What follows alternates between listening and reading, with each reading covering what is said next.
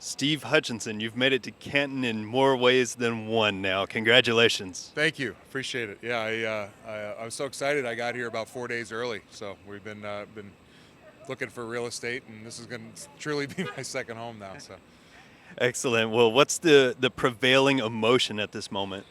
right now, probably just anxiety. I mean, you've it's a lot of logistics. You know, my wife's been kind of planning everything, so I've kind of heard over my shoulder, all the people, you know all the family, friends, and teammates. Everybody's coming, so it becomes real when this week comes around on the calendar, and really kind of kicks off tonight with the Hall of Fame game, and then tomorrow morning we've got some duties to do around the hall, and some meetings and luncheons, and then tomorrow night's the gold jacket ceremony. So I can't tell you the last time going from Monday to Thursday has flown by so quick, and it's everything. Coupled with the fact that we waited an extra year on top with COVID, and here it is. It seems like it was like just never going to happen, and all of a sudden here it is. Yeah, I wanted to ask about the gold jacket. You know, I know they sent it to you. You tried it on. What's that feel like when it goes on? Well, two things. It feels good that I got fitted last February, and then they sent it to me, and it still fits, which means I didn't put on any COVID weight. That's a great thing. But then secondly, it's just when that box comes, and it's just the whole aura that surrounds the box. You open it up, it's just got all the Hall of Fame insignia and everything on it, and then you take it out and you see it for the first time with your name on it. You've always seen them from afar, and I've had plenty of teammates that own those jackets, and I've seen them, and I'm like, that's cool. And then when you have your own with your own name on it, it's something special.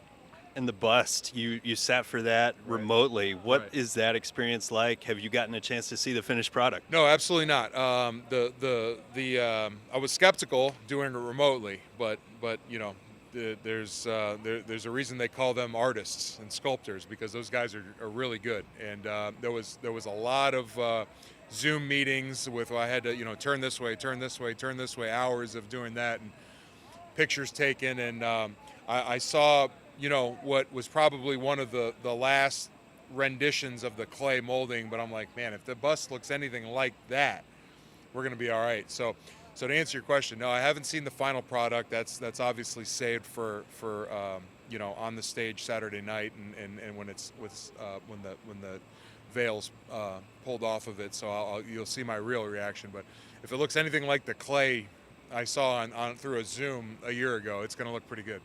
How's the speech coming along? I know offensive linemen are famous for them, right? Yeah. So speech is good. It's a blessing and a curse. That with so many guys going in at once, and obviously it being on national TV, they had to find a way to really keep that within the time frame of the allotted time for the network. So they limited our speeches to 6 to 8 minutes, which anybody that knows me knows I probably don't have a problem keeping it short, but I think in this instance I would have liked a little bit more time, but I made best with what we had. So Okay, excellent. Glad to hear that. And also wanted to ask just kind of what it means to you to be one of the earliest guards to be inducted. I know you had the 3-year wait. Yeah. The extra weight didn't count, but you're one of you know a what few. you look at it two ways. When you don't get in on the first try, second try you're down, but when you look at the guys that have gone in throughout history, and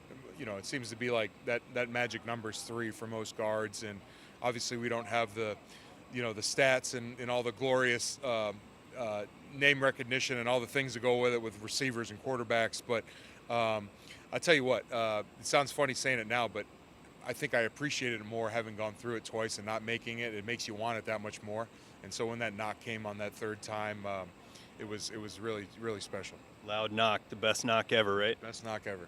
Okay, excellent. And then lastly, it's such an exclusive club. You're entrant 335, Yeah. and there are fewer Hall of Famers than days in a year. Right. Just what does that exclusivity mean to you? Yeah, I mean, it puts it in perspective, really. I mean, I've watched this game. I've admired this game since I can remember when I was young, and I remember being so excited watching the Hall of Fame game and the speeches when I was a kid, because that means football was back on. That was always the first preseason. And when you're 6, 8 years old, you don't care if it's a preseason game or not.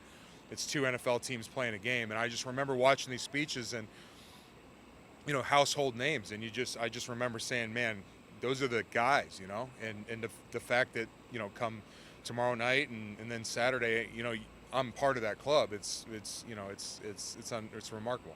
Excellent. Well, congratulations, job well done, and so happy on behalf of all Vikings fans that enjoyed your career. Appreciate it. Thank you so much, and just from a let alone the Hall of Fame, but then, I played in that building, played for that organization for 6 years, and every day you go into work and you see the rich tradition in Winter Park at the time, and you see all the pictures and all the posters of the guys, and there's so many Vikings in the Hall of Fame. Now to know that I'm a part of those guys, it's just sweet.